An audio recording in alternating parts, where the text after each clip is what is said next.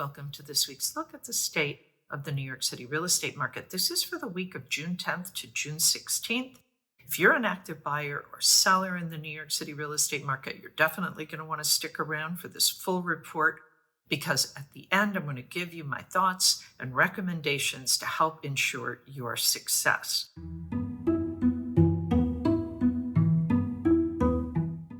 We're going to get started with the luxury market. There were 31 contracts signed last week in the luxury market. That is for properties priced at $4 million and above. That is 7 more than the previous week. The number one contract was the 8th floor at 760 Madison Avenue. It was asking $23,500,000.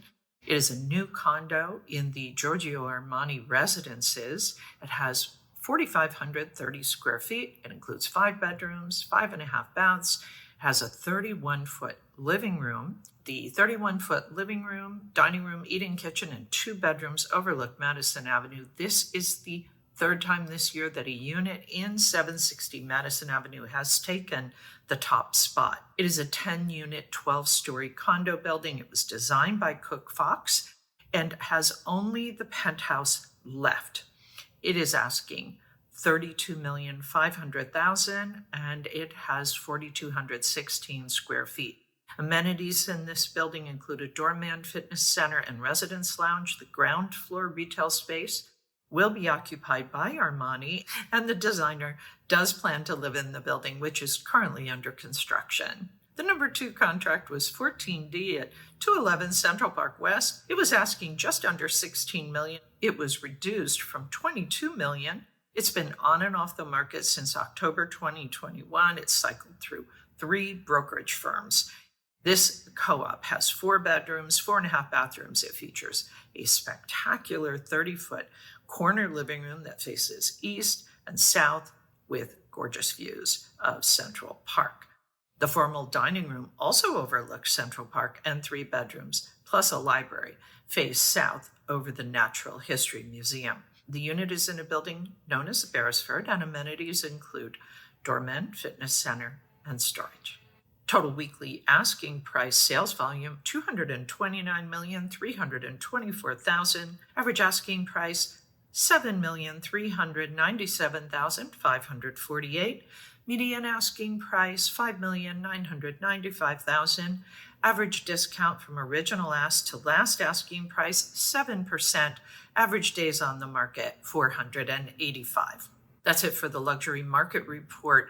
Please post your questions below or reach out to me directly at Sotheby's. We're going to move on now. Take a look at what's going on in Manhattan and Brooklyn. And then, as I said, I am going to wrap this up and give you my recommendations for buyers and sellers.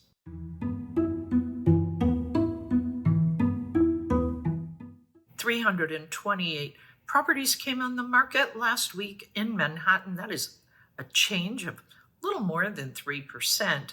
Contracts signed 236. That is up almost 9%. Off-market properties fell a little bit less than 1%, 147. The supply for the month, 1,304. That is down almost 34%. Contracts signed for the month, 889, down almost 13%. Off-market properties rose a little over 25%, 614. We can expect to see even more properties coming off the market as we move into the summer. Market pulse down a little bit, almost 2%. We're still in that neutral market, kind of hovering just above a buyer's market, but basically, for all intents and purposes, we're in a neutral market. That is up a little bit from last month, just under 1%, and down almost 2% from last year. The liquidity pace chart, this 30-day moving window of contract activity, 889. This is down over 7% from last month, down almost 16% from last year. If we take a little sneak peek at the Q2 numbers for 2024, we show that while the prices are up quarter to quarter, they remain flat to slightly down even compared to last year. The increase to days on market from last year and last quarter, along with a steady 6% discount, suggests a market that in Manhattan, anyway, is essentially failing to thrive. That's it for Manhattan. We're going to move on now. Take a look at Brooklyn.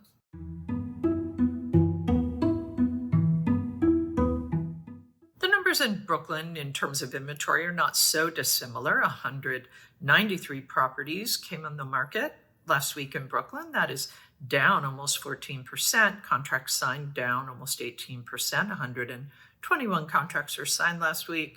Off market up almost 63%. 83 properties came off the market last week. The supply for the month, 825, down almost 22%. Contracts signed, 538, down almost 21%. And the off-market properties rose a little over 11%, 271. If we look at the market pulse in Brooklyn, we see that it is also hovering in kind of neutral territory, but seemingly favoring to a certain extent the sellers.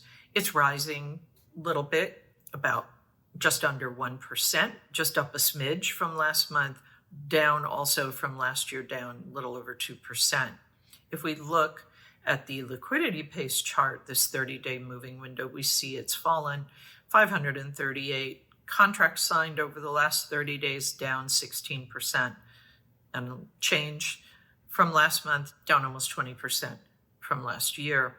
The Brooklyn Q2 sneak peek shows that despite being in a lower volume environment, prices in Brooklyn seem not only to be stable, but even increasing, with time on the market and original listing discount falling from last quarter. So story is different in Brooklyn than in Manhattan. I'm going to get into that now. That's it for the Brooklyn report, but be sure you stick around as I wrap this up and give you my recommendations for active buyers and sellers, or anyone who's just curious what to do with a market like this. Please post your questions below or reach out to me directly at Sotheby's. The luxury market in Manhattan continues to thrive. 31 contracts signed for properties priced at $4 million and above, 7 more than the previous week. 5 of these were in the trophy category, meaning properties that were priced at $10 million and above. 18 were condos, 5 were co-ops, 2 were condops, and 6 were townhouses. Most of these were properties uptown, 19, 12 were downtown. Overall, the conditions in Manhattan remain, for the most part, neutral. Manhattan seems to be somewhat favoring the buyers. These are both neutral markets, if a bit sluggish. The supply in both markets in both Manhattan and Brooklyn is kind of topping out, even beginning to show signs of decline. Let's say that. Manhattan supply is currently at about 7,428. Brooklyn is currently at about 3,366. Don't be surprised if you start to see those numbers go down in the coming weeks. Buyers pay careful attention to this. I'll get into that more in a moment, but this is the story with supply. We've kind of reached our peak or are reaching our peak. Contracts signed, basically moving sideways. The Manhattan and Brooklyn both saw a little bit of a little pop overall for the, let's call it for the month. In Manhattan, we saw a pop for the week. Brooklyn, not so much. But, 236 contracts signed in Manhattan for the week, 121 for Brooklyn. That was down for the week, but overall, Brooklyn is performing better than in Manhattan. These early call Q2 numbers, Manhattan prices are up quarter to quarter, but flat or down year over year.